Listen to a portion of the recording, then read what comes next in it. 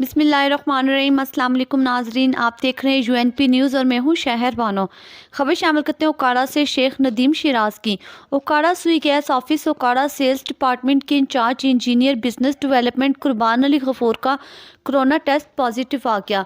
महकमा सुई गैस की टीम ने सुई गैस ऑफिस ओकाड़ा की सेल्स डिपार्टमेंट को सील कर दिया और डिपार्टमेंट के दीगर मुलाजमीन को घरों में रहने की हदायत कर दी और मुतासरा ऑफिसर के साथ रिहाइश पजीर 3 अफसरान को सुई गैस के आला हकाम ने दफ्तर आने से मना कर दिया।